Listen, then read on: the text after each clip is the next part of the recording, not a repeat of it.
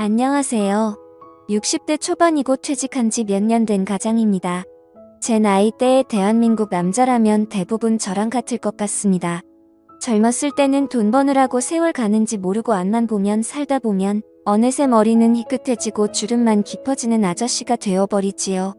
아내와 아이들을 위해 일만 하다 보니 생활은 그렇게 부족하지 않지만 아이들과의 관계도 친밀하지 못하고 아내와의 사이도 그렇게 좋지 않은 경우가 대부분이잖아요. 저와 아내의 사이가 그렇게 나쁜 것은 아니지만 그렇게 좋은 것도 아닙니다. 아이들은 다 컸다고 다들 밥벌이 찾아서 나가 살고 이제 아내와 둘이 잘 지내보고 싶은데 아내는 집에서 하루 종일 저랑 같이 있기 싫다는 티를 냅니다. 퇴직 후 첫 몇 달간은 그러지 않았는데 얼마 지나지 않아 등산이라도 갔다 와라 친구들이라도 만나고 와라 저와 집에 둘이 있는 시간이 많아진 게 싫었나 봅니다. 그동안 돈만 버느라 마땅한 취미도 없고 저는 그래도 공무원 연금으로 생활이 가능하지만 친구들 대부분은 아직도 일을 하고 있는 경우가 많아서 낮에 만날 친구도 별로 없습니다. 아내의 등살에 못 이겨 산에도 가보고 공원에도 가보고 하지만 혼자서 뭘 하려고 하니 금방 재미가 없어지더라고요. 아내에게 같이 등산이라도 다니자고 했지만 아내는 집에서도 같이 있는데 나가서라도 따로 있고 싶다며 제가 등산을 가지 않고 집에 있는 날에는 아내는 어떻게 해서든 약속을 만들어서 집을 나갔습니다. 아내는 제가 퇴직하기 10여 년 전부터 전업주부를 하면서 시간이 남을 때는 취미 활동도 하고 모임도 가져서 주위에 아는 사람이 많아 나가서 할 게 많은가 보더군요. 아내가 밖에 나가 지인과 만날 때 집에 혼자 있으면 제 자신이 불쌍하고 처량해졌습니다. 그렇게 1년 정도 지났을 때였습니다. 하루는 아내가 모임에서 사람들이 온다며 저보고 나갔다 오라고 하더군요. 마땅히 갈 곳이 없어 그냥 방 안에서 혼자 있겠다고 했지만 여자들끼리 모임인데 제가 있으면 부담스럽다며 돈 10,000원 쥐어주며 저를 내쫓았습니다. 저는 정말 너무나 비참했고 집 근처 카페에 가서 커피 한잔 하면서 들고 나간 책을 보며 시간을 때울 수밖에 없었습니다. 아내가 저녁 7시 이후에 들어오라고 해서 밥도 못 먹고 있다가 너무나 배가 고파서 7시가 갓 넘어서 집에 들어갔습니다. 손님들이 다 간 줄 알았는데 아직 안 간 손님이 있었고 아내는 왜 연락도 없이 들어왔느냐며 저를 긁어보았습니다. 아직 안 간 손님은 긴 생머리에 단아하게 생긴 40대 정도의 여성이었고 옷가짐이나 하는 행동이 되게 여성스러워 보였습니다. 가벼운 인사를 하고 저는 배가 너무 고파서 주방에 가서 라면을 끓이기 시작했습니다. 아내는 손님 있는데 라면을 끓이냐면서 저를 나무랐고 저도 그때 서러움이 폭발해서 밥을 차려주지 못할 망정 이 시간까지 밥도 못 먹고 밖에 있다 들어온 남편에게 그게 할 얘기냐고 화를 냈습니다. 우리가 싸우는 소리를 듣자 그녀는 당황해하며 황급히 자리에서 일어났고 아내의 잔소리를 들으며 저는 라면을 먹을 수밖에 없었습니다. 그날 이후로 그냥 아내를 꼴도 보기 싫어서 알아서 밥을 차려 먹고 그냥 집 밖을 하염없이 돌아다녔습니다. 할 것도 없고 갈 곳도 없었지만 아내랑 계속 있으니 아내도 저도 너무나 스트레스를 받았기 때문에 어쩔 수 없었습니다. 그렇게 몇 주가 흘렀을 때였습니다. 그날도 혼자 걷다가 공원 벤치에 앉아서 멍하니 하늘만 쳐다보고 있었습니다. 그동안 가정을 위해서 열심히 살았는데 퇴직을 하고 나니 찬밥 신세가 된 제 모습이 처량했습니다. 하늘은 막디 맑고 눈부신데 제 삶은 우중충하고 끝을 향해 점점 시들어가는 느낌에 너무나도 슬펐습니다. 계속 그렇게 앉아있다가는 더 우울해질 것 같아서 벤치에서 일어나려 하는데 저 멀리서 단아한 여성이 걸어오는 것이 보였습니다. 마치 영화의 한 장면처럼 그녀가 걸어오는 몸짓 숨결 하나하나가 마치 슬로우 비디오처럼 느껴졌습니다.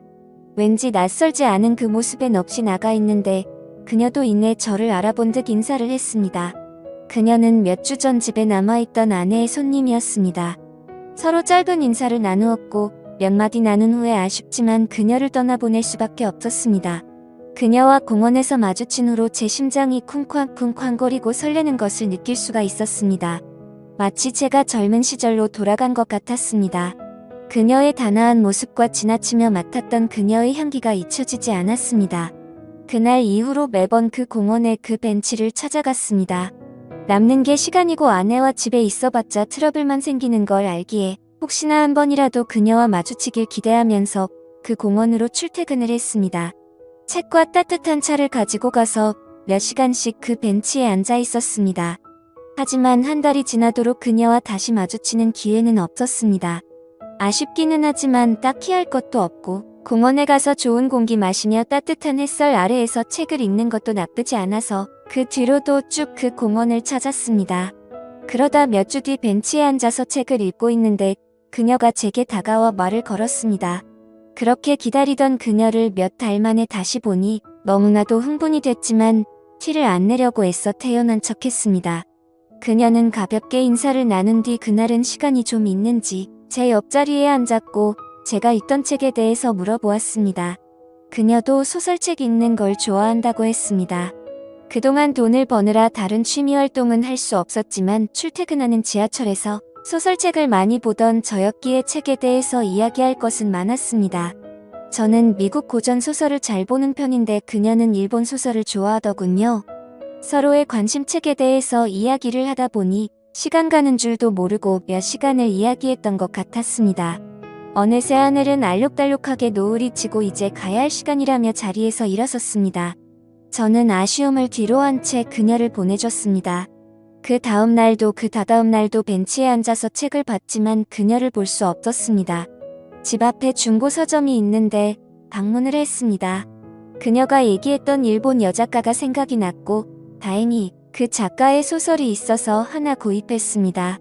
그 책을 읽으니 그녀의 생각이 더 많이 났고 그렇게 그 작가의 소설을 3번째 읽던 때였습니다. 그날은 왠지 아침부터 기분이 좋았는데 그날 다시 그녀를 만날 수가 있었습니다. 제가 보던 책을 확인하더니 소녀처럼 웃기 시작했고 자신의 가방에서 제가 전에 읽던 소설책을 꺼내 보이더군요. 그녀는 서로 좋아하는 작가의 소설을 읽고 이야기를 나누는 독서 모임을 하면 어떻게 했냐고 하더군요. 지난번 우리 집에 왔을 때 사실 아내와 다른 여자분들과 미술 모임이었는데 자기는 여러 사람을 만나는 게 익숙하지 않아서 모임을 나가지 않고 있는데 저랑은 왠지 편하게 모임을 할 수 있을 거라면서 그 뒤로 매주 일주일에 2번씩 만나서 독서 모임을 이어나갔습니다. 저는 남는 게 시간이라 하루 이틀이면 소설책 한 권을 다 볼 정도였고 그녀도 책 읽는 걸 좋아해서 이틀에서 3일에 한 권씩 읽기 시작했습니다. 그렇게 매주 그녀와 만나다 보니 우리는 급격하게 친해지기 시작했습니다.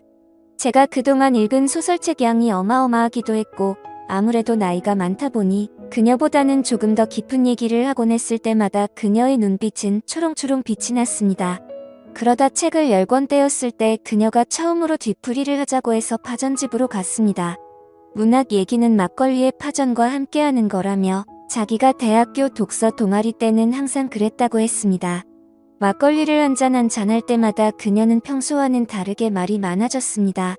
예전 대학교 때 동아리를 하면서 너무나도 즐거웠던 추억이 요즘 저와 독서 모임을 하면서 다시 느끼고 있다며 좋아했습니다.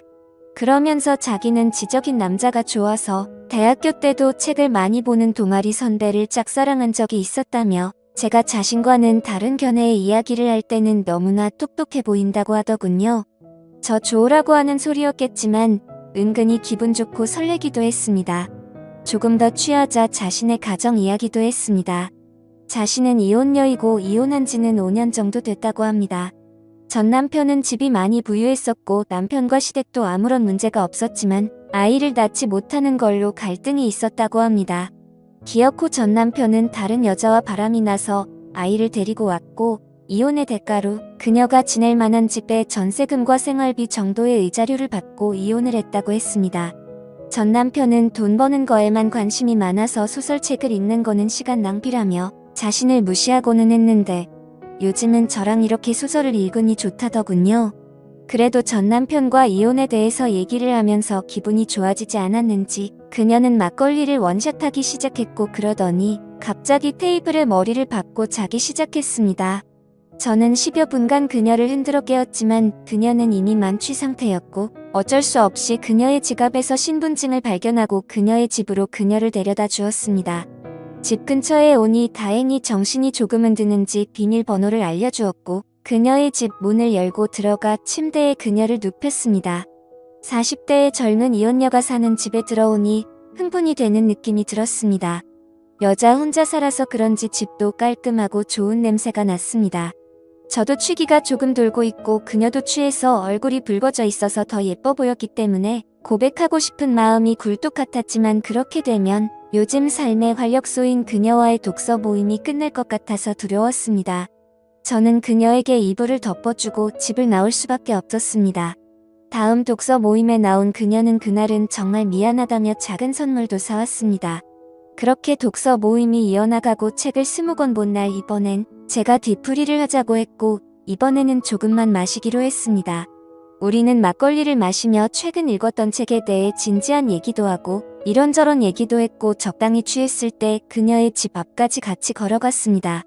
그녀를 들여보내고 돌아서려는데 그녀가 저를 잡았고 집에 좋은 와인을 한 잔 더 하자는 그녀의 말에 저는 설레기 시작했습니다. 그녀는 오랜만에 분위기를 내자며 LP판을 틀었고 우리는 재즈를 들으며 와인을 마시기 시작했습니다. 저를 집으로 초대해 분위기를 잡으며 술까지 마시자는 그녀를 보면 왠지 저를 꼬시는 듯한 느낌이 들었습니다. 하지만 나이 차이도 많이 나고 가정까지 있는 저 같은 남자를 저렇게 단아하고 우아하게 생긴 예쁜 어린 여성이 그런 생각을 한다고 생각할 수가 없었습니다. 그렇게 술이 한 잔 들어가더니 그녀는 저에게 대놓고 얘기를 하더군요. 이렇게 예쁘고 젊은 여성이 혼자 사는 집까지 데려와서 대놓고 꼬시고 있는데 왜 반응이 없냐면서 배시시 웃으며 얘기를 했습니다. 저처럼 나이 많은 사람이랑 괜찮은 건가라고 묻자 그녀는 어차피 자기도 늙고 나중에 썩어 문드러질 몸 한 살이라도 어린 나이일 때 사랑을 나누고 싶다고 했습니다. 그러면서 저는 나이는 많지만 아는 것도 많고 연륜도 많은 게 오히려 더 매력이 있다며 한 번만 더 망설이면 자기처럼 어리고 예쁜 여자를 만날 기회가 이제는 없을 거라며 저를 놀리는 농담을 했습니다. 저도 이제는 더 이상 망설이고 체면 차릴 필요가 없다 생각해서 그녀의 제안을 수락했습니다. 그녀는 단아한 외모와는 다르게 엄청 적극적이었습니다. 솔직히 나이가 들어서 심장이 두근거릴 거라고는 생각조차 못했는데 그날 이후로 정말 엄청나게 심장이 두근거리더라고요. 사실 젊은 사람들에 비해서 체력이 많이 부족해진 탓에 그녀가 실망할까봐 걱정도 했지만 그녀는 오히려 저를 위로해줬습니다. 그런 그녀를 바라보고 있으면 너무나도 사랑스럽습니다. 젊은 그녀와 연애를 하다 보니 매일매일이 즐겁고 활기찹니다. 퇴직 후 사회에서 소외되었다는 우울함과 퇴직 후 아내의 잔소리와 무시로 인해서 위축됐던 제 삶과 몸이 그녀와 사랑을 나누면서 제 삶도 행복도 너무나 커지고 있습니다. 제 또래에 위축된 많은 대한민국의 퇴직남들이 저처럼 좋은 기회에 다시 사랑을 하며 행복한 생활을 할 수 있는 제2의 인생이 꼭 있기를 바라겠습니다. 지금까지 제 사연을 들어주셔서 감사드립니다. 구독과 좋아요 부탁드려요. 감사합니다.